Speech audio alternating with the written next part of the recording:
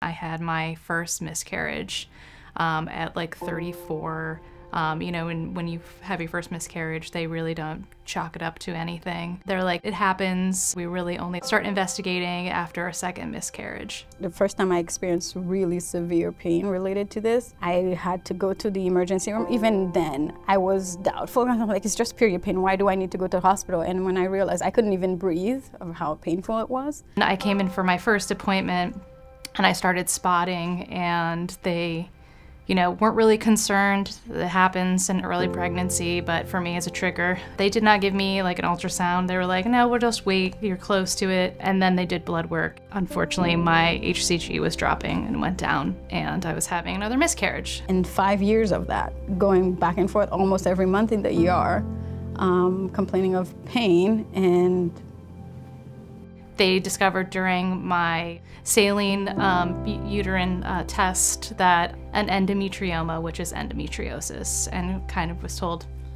yeah, okay, like it was brushed off to me, even though my brain was kind of like shattered. I'm like, oh my God, this is a big deal. Endometriosis is a very common disease. It impacts 1 out of 10 individuals born with a uterus. It is defined by the growth of tissue that resemble the inner lining of a uterus, the endometrium, outside of a uterine cavity.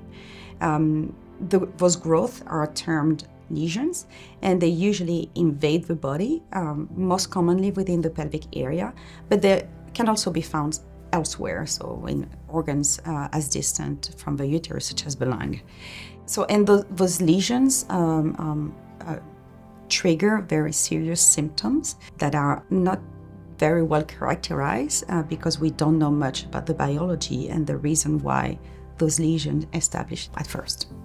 Endometriosis is really difficult to see until it becomes big enough to see by ultrasound. At that point, it's often advanced stage. The only way to diagnose it for sure is to do a laparoscopy, remove the tissue, send it to pathology, and have the pathologist tell us that's what it is.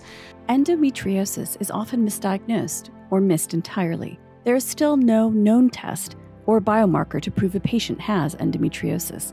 Courtois' research uses the latest technology to compare tissues that form the lesions that cause endometriosis symptoms. Lesions are different from patient to patient.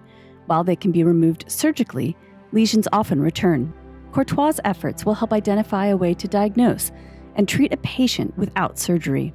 We have mostly theories to explain its origin. We work very closely to the clinical setup with my colleague Daniel Luciano, and the way we try to understand the disease is really to collect tissues from surgeries from patients that are undergoing lesion excision to understand how the disease impacts the endometrium, how the lesions differ between different locations and different stages, severity of a disease, and also to understand at the systemic level how endometriosis impacts the whole body. Courtois and Luciano have joined forces with Connecticut State Representative Jillian Gilchrist and the Connecticut Endometriosis Working Group to spread awareness about endometriosis and expand access to care.